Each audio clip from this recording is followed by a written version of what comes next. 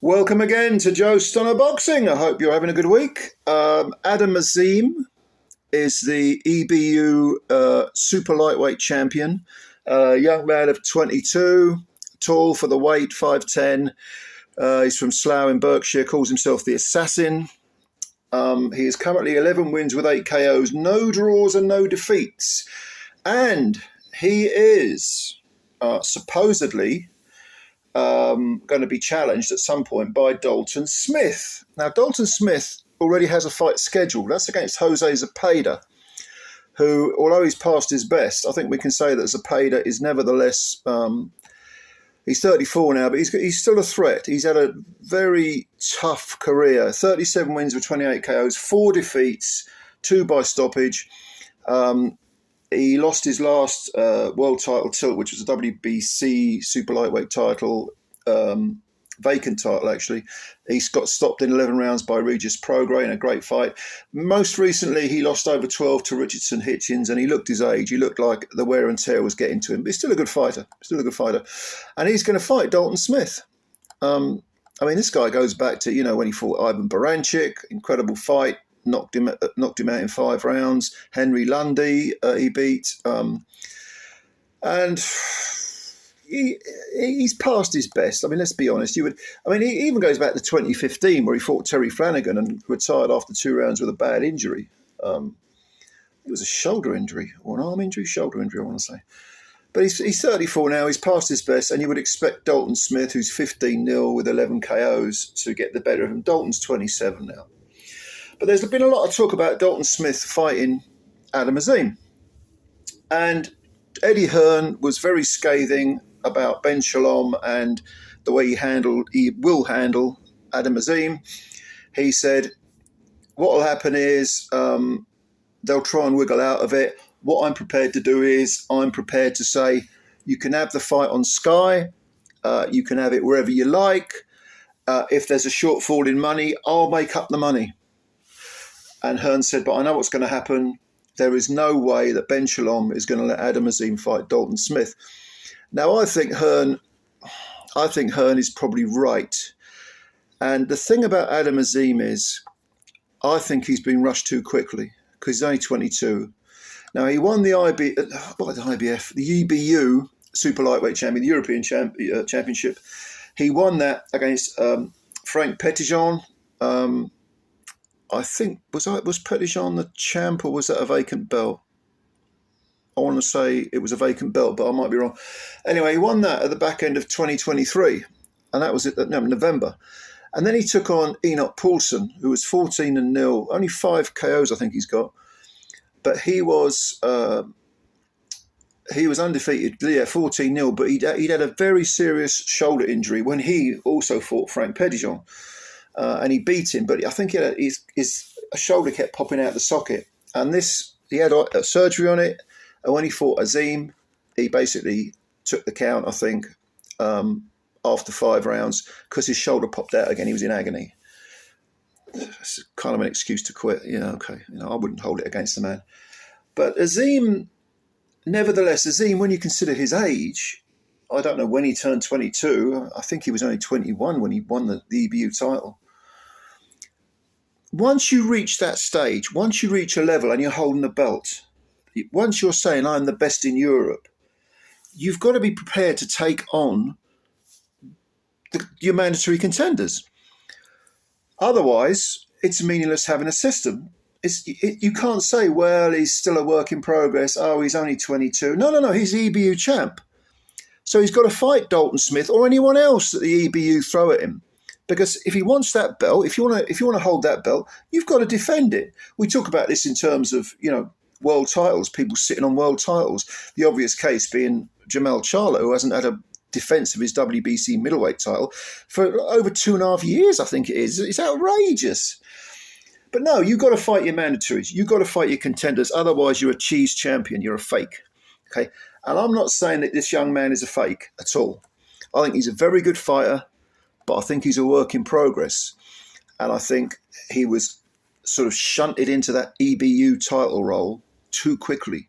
He wasn't brought along well enough. Knocking out Ryland Charlton, for example, in 2 rounds back in 2022, that's one thing. Fighting the best in Europe is quite another. And if you look at Adam Azim's record, I mean, he fought a guy called Aram Fanian, I think the guy's name was, and won a unanimous 10-round decision. Santos Reyes, he won a 10-round decision. He was undefeated. Santos Reyes was undefeated. He was being brought along very, very well. And some fighters you can fast track. But again, once you're there, once you've got that belt, you've got to defend it. Now, if you look at Dalton Smith is 27, so he's coming into his physical prime. And he's undefeated, and he's got a good KO record. They both have, actually. In his last fight, he stopped Sam Maxwell in 7 rounds. Maxwell came in with 17 wins and 1 defeat. He won a 12-round decision over Billy Ellington. So that's 12 rounds under the belt. Prior to that, he went 12 with Casey Benjamin. That was back in November of 2022. So that's 2 12-rounders. And he stopped Sam Mason in 6. Sam's pretty good, domestic level. Now, I'm not saying that that Dalton Smith has fought killers, and I'm not saying that Adam Azim can't beat him. In fact, I make this, I don't know who I'd go for. I haven't really thought about it in depth, but I would probably make Dalton Smith like a 60-40 favourite, but I would not rule out an Adam Azim win at all. I think he's a very good fighter. But he hasn't fought any bangers. If you look at his opponents, they've matched him with people who haven't got particularly big KO records, whereas Dalton Smith has. But again, I would like to have seen Azim face some guys who are tough, who are going to take his punches, who are going to, grind him out over 12 rounds, really ask questions. And I think I'm right in saying that Adam Azim, despite being an EBU champ, has never been 12 rounds. I think he's been 10 rounds twice or maybe 3 times, because he stopped Petitjean in 10, didn't he? So, yeah, all right. We'll say he's been 10 rounds 3 times. And they were 3 fights on the bounce. So, yeah, he's got some experience.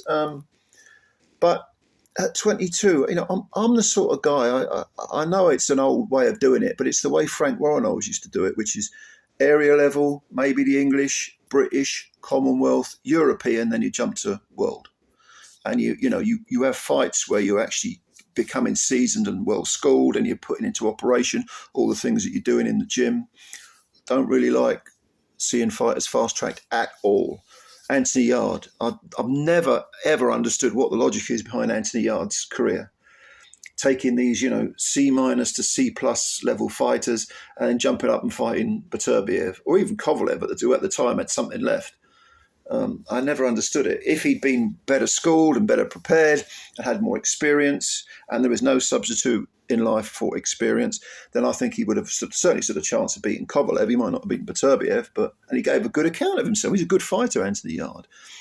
But the way that, Billy Joe Saunders was brought along, I mean, even someone like Daniel Dubois, who I think was put in too soon against Joe Joyce. By the way, I picked Dubois to stop Joyce on his feet. So I got that one completely wrong. But with the benefit of hindsight, Daniel won the British and the Commonwealth, I think it was. He fought, the European fight was against Joyce. So, okay, and he took a defeat, came back. We know what happened against Usyk. But he then stopped Jarrell Miller and looked very, very good doing it. Miller is, whatever you think of Miller, he's a 330-pound man. That's a lot of mass in front of you. And Daniel is now his confidence is sky high. He's calling out Hrgovic and everyone. Why? Because he had those experiences, including the defeats. Because sometimes you learn from defeats. You learn lessons the hard way. That's what boxing is. I'm not someone who cares about undefeated records. I don't give a toss about that. All right. So with Adam Azim, I would like to have seen him better schooled. You can argue that Dalton Smith hasn't had that much experience. I think he's fought better men at domestic level probably, but he's 27 and he's sort of ready for that jump, if you know what I mean. And it's possible Adam Azim might beat Dalton Smith. It's possible that the fast tracking is the right thing to do. But when a guy's untested and suddenly he's a champion, almost like AJ winning the IBF belt against Charles Martin, I mean, he was thrown in at the deep end because once you've got a belt, you've got to defend it, which is why I've got a lot of time for Joshua. He was fast-tracked and he didn't duck anyone, even though he's got losses on his record. Again, I don't care about undefeated records. It's a load of bollocks to me. But anyway, what do you think about Adam Azim versus Dalton Smith? Let me know your opinions. Tell me what you think. Tell me if you've got a prediction already. Tell me who you think would win. Do you think Ben Shalom will duck or get Adam Azim to duck? Dalton Smith, maybe he will. I don't know. Tell me what you think. Comments below. As always, thank you for your time. And please subscribe to the channel if you're new. And also hit the like button. I'll catch you later and bye for now.